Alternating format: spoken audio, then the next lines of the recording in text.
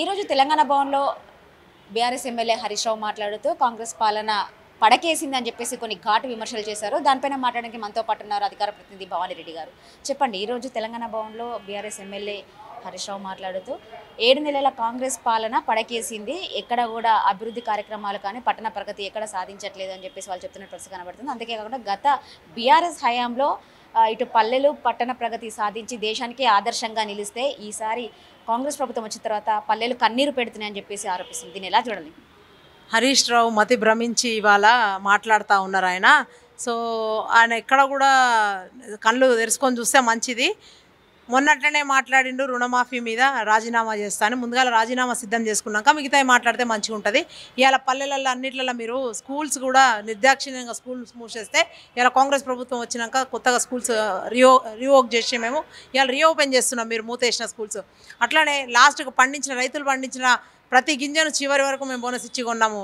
Irrespective of moisture content ప్రతి గింజను కొన్నాం మేము. ఇవాళ 30 లక్షల పైన మెట్రిక్ టన్నుల ధాన్యాన్ని ఇలా కొన్నాక నువ్వు ఇట్లా మాట్లాడితే ఇక మీ విఘ్నతకే వదిలేస్తున్నాం. అది ఇవాళ పట్టణ ప్రగతి గురించి మీరు మాట్లాడితే అస్సలు బాగుండదు.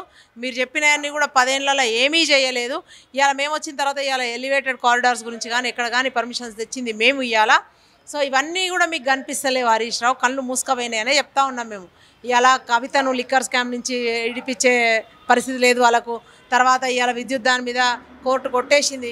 ఇవన్నీ కూడా పక్కన పెట్టి అవి ఏం చేయాలో అర్థం కాక అనాలోచితంగా మాట్లాడుతున్నారు. ఇవాళ విద్యార్థులకు కానీ ఉద్యోగులకు కానీ అంతేందుకు నిన్నటికి నిన్న వాళ్ళకు పదోన్నతులు కల్పిస్తూ ఇవాళ పిఆర్సీ వేతన సవరణ అవన్నీ కూడా చేసింది కాంగ్రెస్ ప్రభుత్వం.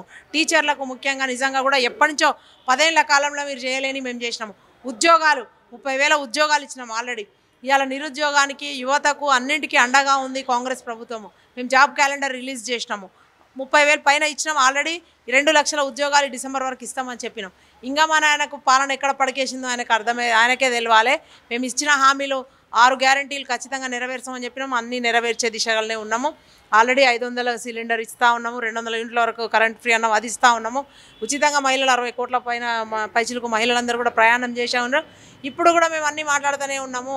రైతు భరోసా వేయడానికి ఐడెంటిఫై చేస్తూ ఉన్నాము. రాళ్ళు రప్పల గురించి కాకుండా దాని విధి విధానాలు రూపొందించమని చెప్పినాము.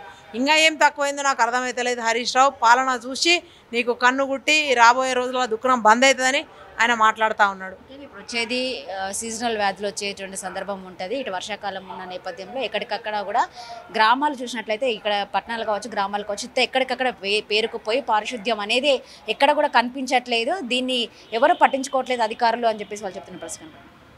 ఇక వాళ్ళకు అనడానికి ఏదో ఒకటి ఉండాలి కదా, యాజ్ ఐ సెడ్ ఏదో ఒకటి అనడానికి ఉండాలి కాబట్టి వాళ్ళు అంటూ ఉంటారు. ఎక్కడైనా సరే ప్రభుత్వం తన పని తను చేసుకోబోతూ ఉంది. పల్లెలలో వాళ్ళు ఉన్నోళ్ళు కూడా అందరూ కూడా పారిశుద్ధ కార్మికులు అందరూ కూడా పనిచేస్తూ ఉన్నారు. ఇవాళ మీరు ఇట్లాంటి వాక్యాలు చేస్తే వాళ్లకు నిజంగా కూడా వాళ్ళు ఆత్మస్థైర్యాన్ని కోల్పోతారు. వాళ్ళని అవమానించినట్టు అయిపోతుంది. మీరు నిజంగా కూడా కార్మికులందరూ కష్టపడతా ఉన్నారు. రాత్రింబవళ్ళు వస్తూ ఉంటే కూడా చూస్తూ ఉన్నాం. ఎప్పుడు కూడా నైట్ టైం క్లీనింగ్ అయ్యేది నైట్ టైం అవుతుంది, డే టైం క్లీనింగ్ చేసేది డే టైం క్లీన్ చేస్తున్నారు. ఆ బొరాక్స్ ఆ పౌడర్ వేస్తారు, అదంతా కూడా వేస్తూ ఉన్నారు. ఊర్లలో అన్నీ చేస్తూ ఉన్నారు.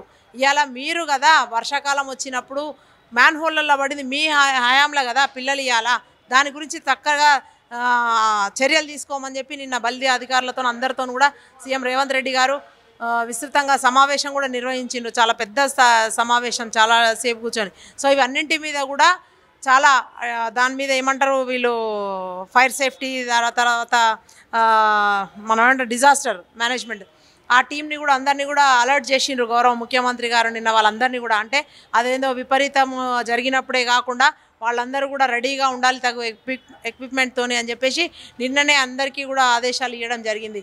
సో ఇంకా ఇవన్నీ కూడా చూసుకుంటా కూడా హరీష్ రావు గారు మాట్లాడడం నిజంగా హాస్యాస్పదం. ఆ మాట చెప్పాలంటే హరీష్ రావు విమర్శలకు మీరు ఏం సూటిగా సమాధానం చెప్పాలనుకుంటున్నారు? అదే చెప్తా ఉన్నా కదా, వాళ్ళకి ఆ నైతికతనే లేదు.